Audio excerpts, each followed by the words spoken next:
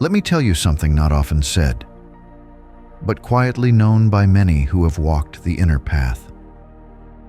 The more you chase something, love, success, even peace, the more it tends to slip just out of reach. Have you ever felt it? The harder you try to win someone's attention, the more distant they seem. The more you strain for achievement, the more restless you become. The more you force happiness, the more elusive it feels. This is not failure. This is friction, the kind that comes from reaching outward when the real work begins inward. What if the shift you're seeking doesn't come from pushing harder, but from softening, from turning around back into yourself? Because something remarkable happens when you stop chasing and start cultivating. Life begins to meet you where you are. When you care for your mind like fertile soil, when you honor your boundaries like sacred lines, when you no longer beg to be chosen but choose to become whole, suddenly, people listen differently. The world shifts, not because you demanded it, but because you embodied it. And so this reflection begins, not with strategy, but with presence. Let us explore together the subtle inner postures that invite not only respect from others, but reverence from within. I want to share with you a story, simple in form, but rich in meaning. A story that, like the breath, invites us to pause and listen to the quiet teachings between its lines. A young student named Eli approached a Zen master with a yearning heart. His voice was sincere, eyes searching. "Master," he said, "how can I find true peace and lasting happiness?" The master said nothing at first. Instead, he handed Eli a glass jar and pointed toward a sunlit garden blooming just beyond the temple steps. "Catch a butterfly," he instructed, "and bring it back in this jar." Eli, eager and hopeful, sprinted into the garden. He darted between the flowering shrubs and tall grasses, eyes locked on every fluttering wing.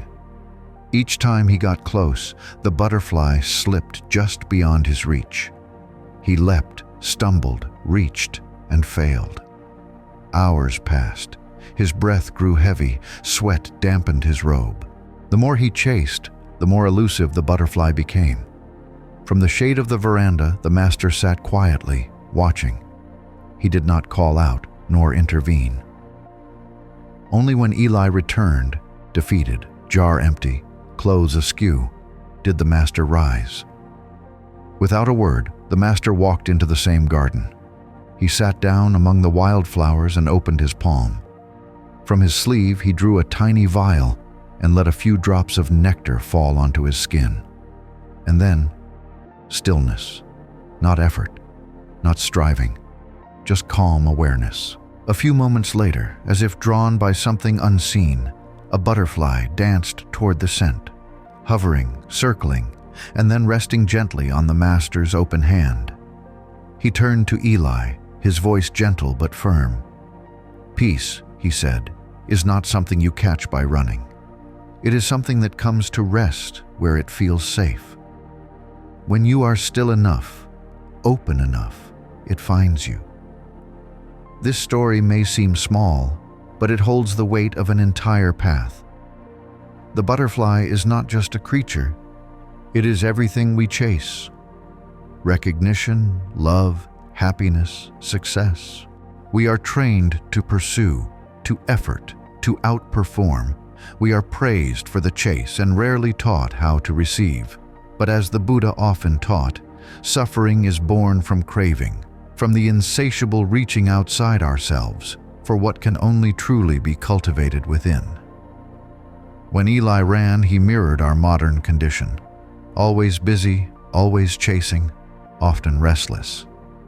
His body was active, but his mind was unsettled. And the butterfly? Sensitive, delicate. It responded not to force, but to fragrance, not to noise, but to stillness. The master's approach reveals a deeper wisdom, that what is truly valuable cannot be forced. it is invited. And invitation in the spiritual path often comes through presence, through mindfulness, through becoming the kind of space where peace would want to land. Ask yourself, what am I chasing that might actually come to me if I slowed down?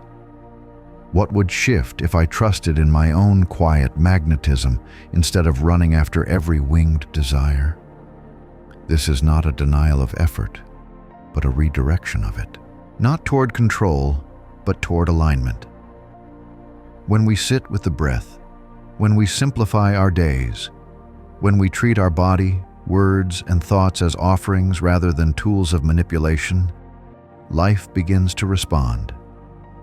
Just as the butterfly sensed the nectar, the world senses your sincerity. It comes not because you demanded, but because you became ready. The Buddha did not teach from a podium of power. He taught beneath trees, beside rivers, in silence as much as in speech. People came not because he shouted, but because his stillness made them curious. Like the butterfly, they came closer, drawn to something they could not quite name, but felt. Let this story settle in you like dew on a quiet morning. May it remind you that you do not need to prove your worth through relentless striving. Sometimes, all that is needed is to become still enough for your true self to be felt by others, and more importantly, by you. Next, let us reflect on 10 teachings that arise from the quiet but powerful decision to focus inward. The Buddha did not ask us to go out and change the world. He asked us to know the mind, to see clearly, to cultivate the soil of our own being. These teachings are not new, but each time we return to them, they open something deeper in us. 1. Stop seeking external validation. You do not need permission to be whole. You do not need applause to be enough. In the Dhammapada, the Buddha reminds us, better than 1,000 hollow words is one word that brings peace. And what brings peace is not praise, it is self-knowing. Many of us are taught from childhood to seek approval, to look to others to confirm that we are doing well, living rightly, being enough. We become mirrors, reflecting what others expect. But in doing so, we forget how to look directly at ourselves. When you live for validation, your peace becomes fragile. It rises and falls with opinion. Like a leaf blown by the wind, you drift from your own center.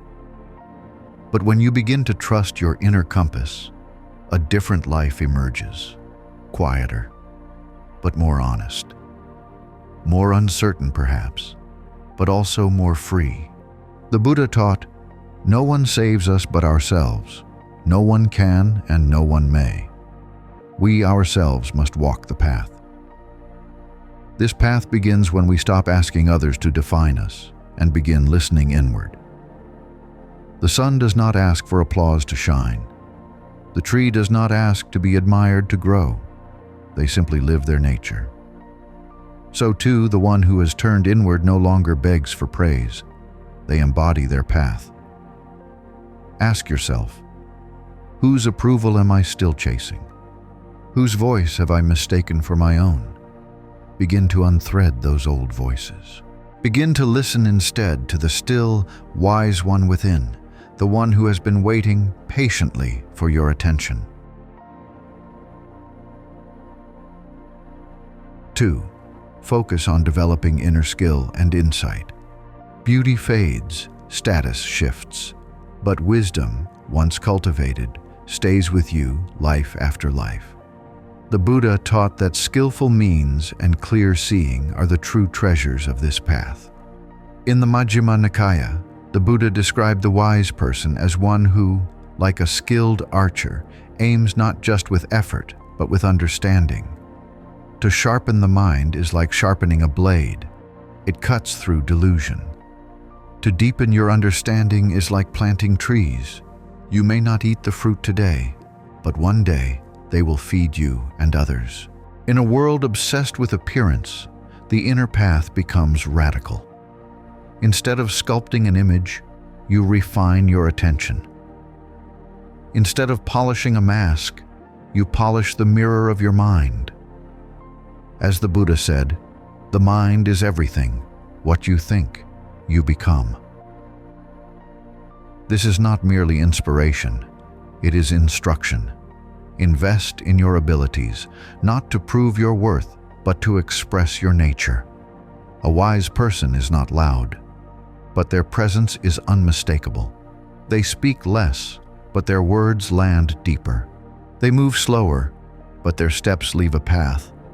Ask yourself, am I more concerned with how I am seen or with who I am becoming?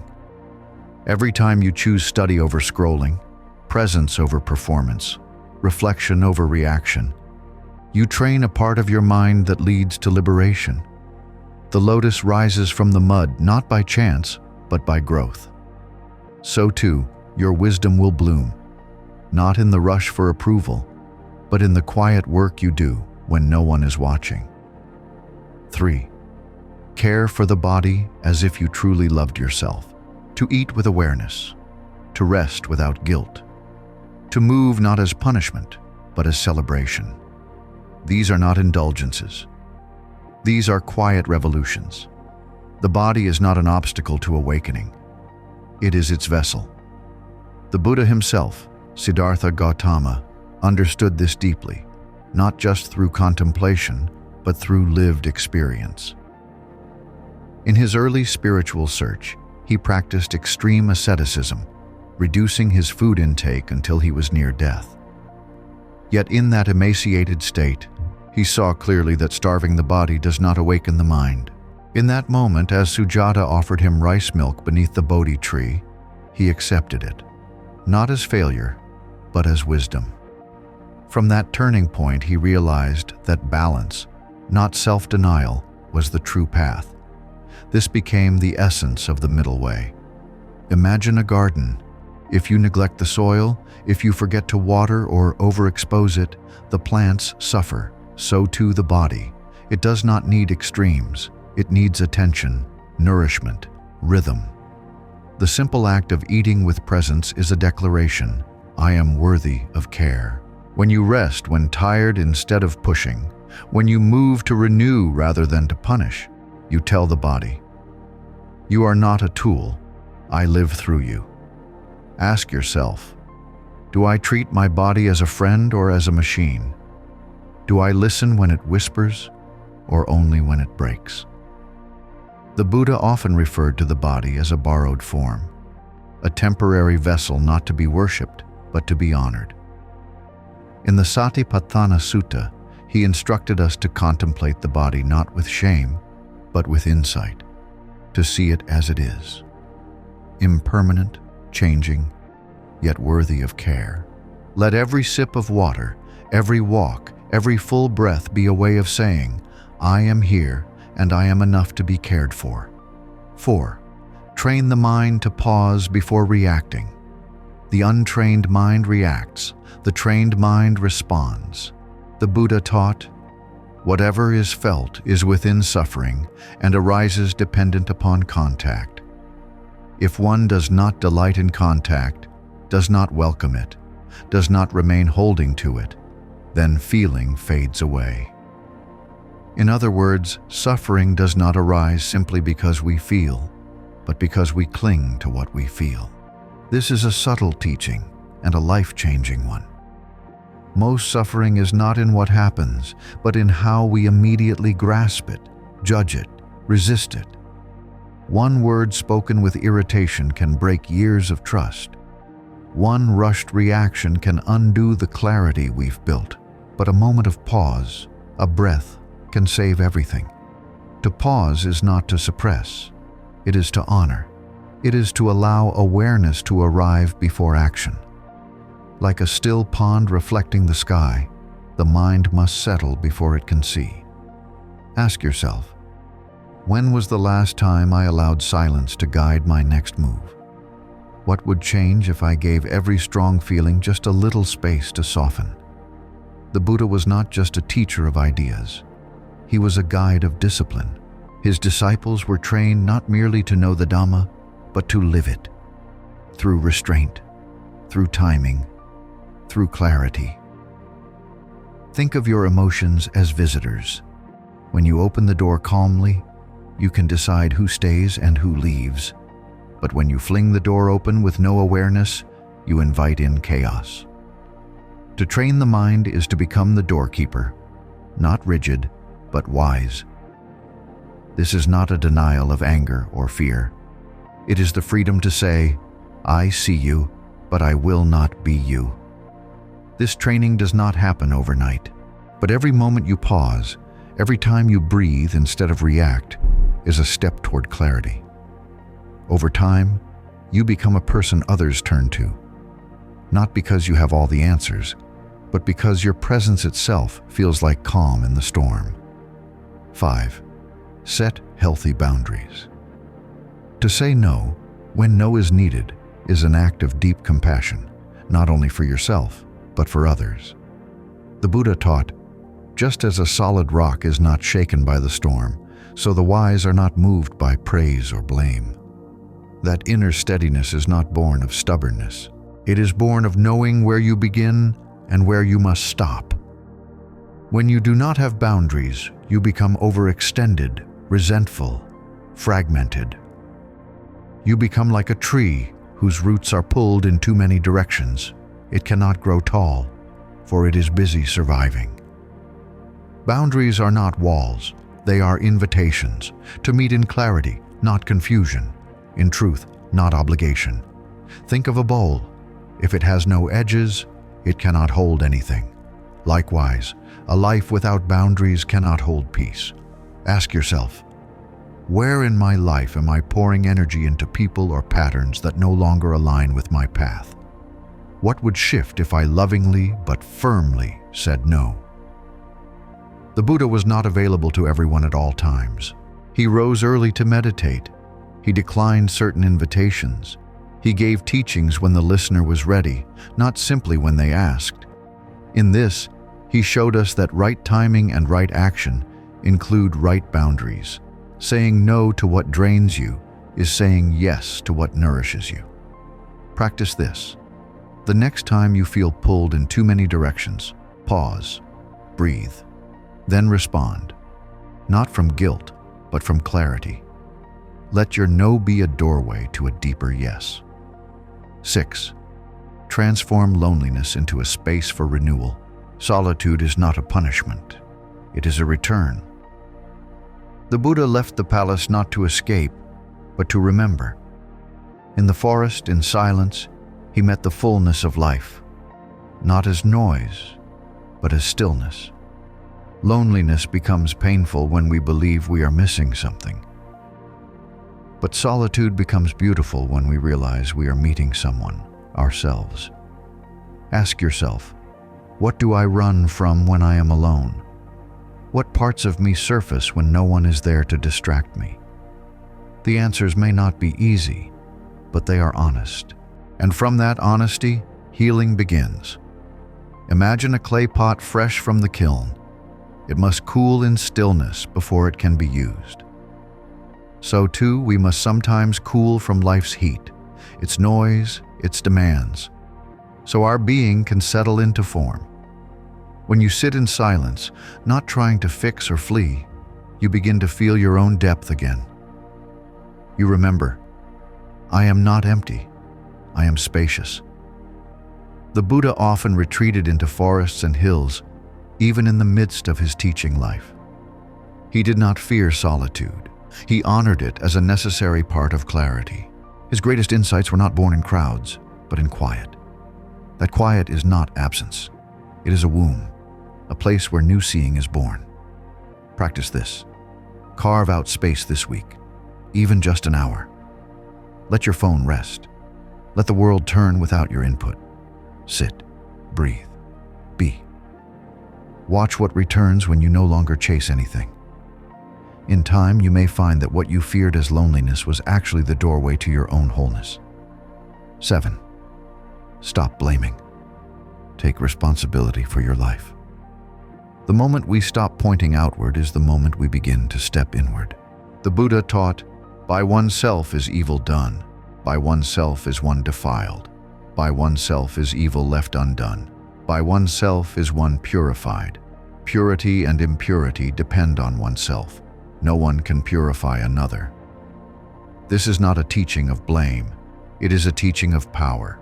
For as long as we hold others responsible for our state of mind, we remain bound.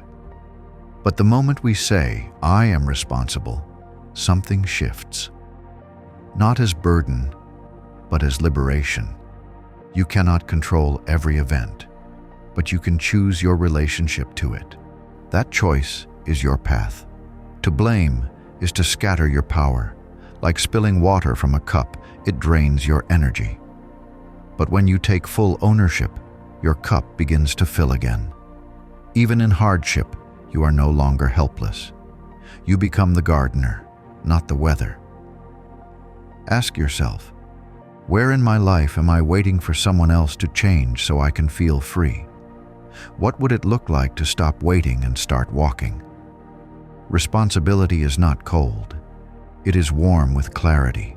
It says, this is my life. I will walk it awake. 8. Focus on the present moment. The present is the only place where real transformation can occur. The Buddha said, do not dwell in the past, do not dream of the future, concentrate the mind on the present moment. This teaching is echoed again and again, not because it is poetic, but because it is precise. When we live in the past, we rehearse our regrets. When we live in the future, we magnify our fears. But when we come home to this breath, this step, this moment, everything softens. Life becomes bearable, sometimes even beautiful. The mind is like a monkey jumping from branch to branch, rarely resting, but presence is the still tree beneath it all. When you return to the now, you offer your life the gift of attention, and in that attention, healing begins. Try this. The next time you are anxious, ask yourself, what is actually happening right now? Not in my mind, but in this moment. Return to your senses, your breath, the warmth of your hands, the shape of the light. Presence is not passive. It is powerful. It does not erase the past or ignore the future. It puts them in their rightful place. It reminds you, I have this breath, I have this step, and that is enough to begin. 9. Honor the small things you already have. To look at a cup of water and see nourishment. To feel the warmth of sunlight on your skin and remember aliveness. To hear the sound of a bird and know I am still part of this world. These are not small moments. These are gateways. The Buddha taught, contentment is the greatest wealth, not because it limits us, but because it frees us. Gratitude does not mean we do not wish to grow. It means we are not poor while growing. We are already full, already blessed, even as we plant new seeds. Imagine the heart as a bowl. If it is always tipped forward, waiting to be filled, it never holds anything long. But if you pause and let it rest upright, grateful for what it carries, it becomes steady. That steadiness sends out a quiet signal. I am already enough to hold this life. When you are grateful, not performatively but deeply, the mind softens, envy dissolves, restlessness calms. Life begins to offer more, not because it was withholding, but because now you are ready to see. Ask yourself, what have I overlooked today that is already a gift? What do I take for granted that if it were gone, I would miss deeply? The practice of gratitude is not a list. It is a lens. Begin here, with your breath, with your eyes reading these words, with the ability to pause. This is where presence begins, and presence always invites more life to arrive. 10. Live with meaning, not performance. Purpose is not always loud. It is not always dressed in titles or framed in accolades. Sometimes it is in the way you sweep a floor, in how you speak to a child, in the intention behind a single meal. The Buddha taught, "Your work is to discover your work, and then with all your heart, to give yourself to it." This teaching is not about achievement. It is about alignment. When you know what matters to you, not what impresses, but what uplifts, you begin to walk with direction. Life feels clearer, decisions simplify, and the energy once used to chase status becomes available for stillness and service. Ask yourself, if no one could see me, what would I still choose to do? What activity makes time dissolve and my breath deepen? That is your path, not an image, but an essence. Purpose is like a compass. It does not move you fast, but it moves you right. When you align with it, you begin to feel supported. Not because life is always easy, but because it becomes coherent. The universe, as the Buddha hinted again and again, responds not to desperation but to dharma, to the natural order of things. When your life becomes an expression of truth, things begin to move, not from force, but from flow. Practice this. Today, choose one small act and do it with intention. Let it be humble. Let it be unseen. And as you do, know, this too is the path. To focus on yourself is not selfish. It is how you stop running in circles and begin walking with direction. This path is not about proving. It's about returning. It's about choosing presence over performance, clarity over chaos, and self-respect over self-neglect. So today, begin small. Choose one act of self-care. One moment where you say, "I matter." Maybe it's a mindful breath, a quiet walk, a no spoken with kindness. Let it be enough. And then watch how life begins to respond in the most unexpected ways. Because you don't have to chase happiness. You only need to become a place where happiness feels welcome. If this message touched something in you, feel free to like or subscribe, not for me, but as a gentle reminder to keep walking this path back to yourself.